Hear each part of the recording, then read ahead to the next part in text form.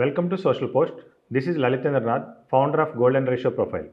Golden Ratio Profile intraday సిరీస్లో ప్రతి ఒక్క వీడియోని మిస్ కాకుండా చూడండి. ఏ వీడియోని స్కిప్ చేయొద్దు. ఏ ఒక్క వీడియో మిస్ అయినా సరే మీకు కాన్సెప్ట్స్ అనేవి సరిగ్గా అర్థం కావు. కాబట్టి ఏ వీడియోని మిస్ అవ్వద్దు, ఏ వీడియోని స్కిప్ చేయకుండా ఫస్ట్ నుంచి లాస్ట్ వరకు చూడండి. Let's dive into the golden ratio profile intraday series. Positional trading and long term investment కోసం ముందుగా tickertape.in అనే ఈ వెబ్సైట్లోకి లాగిన్ అవ్వాలి. ఇక్కడ మనం మొబైల్ నంబర్తో రిజిస్టర్ చేసుకోవాలి. ఇక్కడ మనకి స్క్రీనర్ అనే ట్యాబ్ ఉంటుంది. ఈ ట్యాబ్ మీద క్లిక్ చేసుకోవాలి. క్లిక్ చేసిన తర్వాత ఇక్కడ మనకి క్రియేట్ న్యూ స్క్రీన్ అని వస్తుంది. దీని మీద క్లిక్ చేసిన తర్వాత ఇక్కడ మనకి first market capitalization, small cap, mid cap, large cap అని ఉంటాయి. లాంగ్ టర్మ్ ఇన్వెస్ట్మెంట్ చేసుకునే వాళ్ళు స్మాల్ క్యాప్ స్టాక్స్లో ఇన్వెస్ట్ చేసుకోవాలన్నా, మిడ్ క్యాప్ స్టాక్స్లో ఇన్వెస్ట్ చేసుకోవాలన్నా, లార్జ్ క్యాప్ స్టాక్స్లో ఇన్వెస్ట్ చేసుకోవాలన్నా ఇక్కడ ఫిల్టర్ చేసుకోవచ్చు.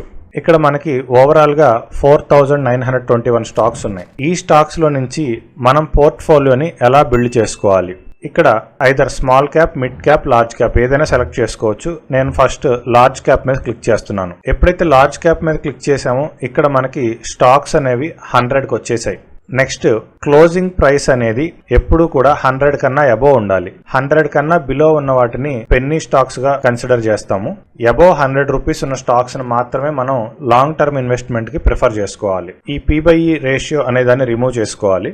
ఇక్కడ యాడ్ ఫిల్టర్ మీద క్లిక్ చేసి దీంట్లో డైలీ అని టైప్ చేస్తే ఇక్కడ మనకి డైలీ వాల్యూమ్ అని వస్తుంది.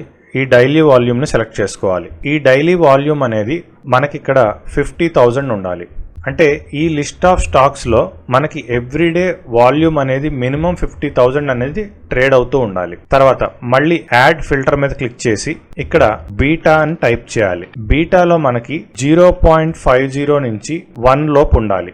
ఏ స్టాక్స్ యొక్క బీటా అయితే 1 కన్నా తక్కువ ఉంటాయో ఆ స్టాక్స్ అనేవి నిఫ్టీ కొలాప్స్ అవ్వగానే స్టాక్స్ కొలాప్స్ అవటం, నిఫ్టీ బాగా పెరగగానే స్టాక్స్ కూడా ఒకేసారి రియాక్ట్ అవటం లాంటివి జరగవు.